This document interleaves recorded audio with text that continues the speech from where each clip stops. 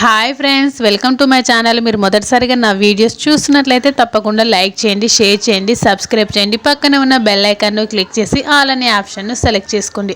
Story చాలా ఇంట్రెస్టింగ్గా ఉండబోతుంది ఫ్రెండ్స్. స్కిప్ చేయకుండా ఎండింగ్ వరకు చూడండి. కార్తీక్ తనని తొంగి తొంగి చూడడం దీప గమనిస్తూ ఉంటుంది.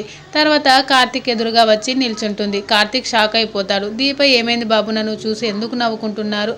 నేను చూస్తుంటే ముఖం తిప్పేస్తున్నారు, ఏమైందని అడుగుతుంది దీప. కార్తీక్ మిమ్మల్ని మనస్ఫూర్తిగా అభినందించాలని ఉందని అని అంటాడు. రాత్రి రౌడీని నాకు అప్పగించి మీరు ఎక్కడికి వెళ్ళారో నాకు అర్థమైంది. మీ అత్తయ్య గారు కనిపించారు, మొత్తం చెప్పారు. రాత్రి వాళ్ళకు నవరాత్రులు చూపించారంట కదా, నిజమేనా? బిడ్డ జోలికి వస్తే ఏ ప్రాణి ఊరుకోదు అండి. అదే మీరు వాళ్ళకి అర్థమయ్యేలా చెప్పారు. మీలో ఈ మార్పు నాకు చాలా ఆనందాన్ని ఇచ్చింది. మనస్ఫూర్తిగా మెచ్చుకోవడానికి మీ దగ్గరికి రాలేక ఇక్కడి నుంచే ఇలా చూస్తున్నానని కార్తీక్ చెప్తాడు. అది నేను కావాలి అని చేయలేదు బాబు. వాడు నా కూతుర్ని ఏమైనా చేస్తాడా అని అలా చేశాను. నా బిడ్డ బాధకు వాడు కారణమైతే వాడు భర్త అయినా సరే నేను ఊరుకోను. వాడు నన్ను బాధ పెట్టాలి అంటే వాడే నా కూతురికి తండ్రి అని చెప్తే చాలు. నా కూతురు నన్ను ప్రశ్నిస్తుంది, నేను సమాధానం చెప్పలేను. దాని వయసుకి తండ్రి గురించి కొన్ని కలలు ఉంటాయి. అవన్నీ తప్పు అని తెలిస్తే అది ఏమైపోతుందో అని ఫీల్ అవుతూ ఉంటుంది. నేను వాడికి చెప్పాల్సిన పద్ధతిలోనే చెప్పాను. వాడు నా జోలికి రాడు. మీరు ఈ విషయం వదిలేయండి అని అంటుంది దీప. కార్తీక్, ఈ సమస్య వల్లే మీ వల్లే దీప. అందుకు దీనికి నేను ఓ పరిష్కారం చూసా. మీకోసం ఓ ఫోన్ తీసుకొచ్చాను. మీకు రౌడీ ఫోన్ చేయొచ్చు, మీరు రౌడీకి ఫోన్ చేయొచ్చు అని అంటుంది. నాకు వద్దు బాబు అని నేను కొనుక్కుంటానని దీప అంటుంది. నేను కొన్నాను, తర్వాత చేయలేదు. మీ ఆత్మాభిమానం, ఆత్మగౌరవం నాకు బాగా తెలుసు. కానీ ఫోన్ లేకపోవడం వల్ల ఇదంతా జరిగింది. ఇదే ఉంటే ఏం అవ్వదు కదా. ఒక ఫోన్ చేయండి, నా దగ్గరే మీ ఫోన్ నెంబర్ కనుక్కోండి అని అంటుంది. దీప వద్దు అనడంతో తనకు ఇవ్వాల్సిన డబ్బుతో కలిపి ఈ డబ్బులు కూడా ఇవ్వండి అని అంటాడు కార్తీక్. దీప సరే అని తీసుకుంటుంది. ఇక శౌర్య, కార్తీక్ దీపకి ఫోన్ ఇవ్వడం చూసి, బర్త్డేలో జియో గ్రానీది అయితే కార్తీక్ మా అమ్మకి సర్ప్రైజ్ ఇచ్చాడేంటి? తర్వాత కార్తీక్ దీపకు కాల్ చేసి అది నా నెంబరే అని సేవ్ చేసుకోమని చెప్తాడు. దీప అలాంటి అవసరం రాకూడదు అంటుంది. పారిజాతం బర్త్డేకి కేక్ రెడీ చేస్తారు. ఇక శివనారాయణ పారు కోరిక ఏంటని అడుగుతాడు.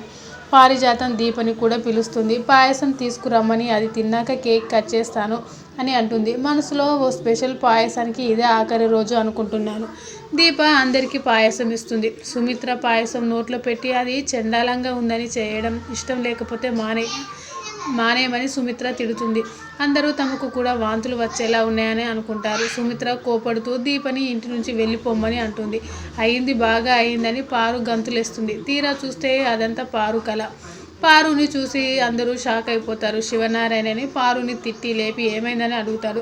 జరగబోయేది ముందే ఊహించుకున్నాను అన్నమాట అనుకుంటాడు.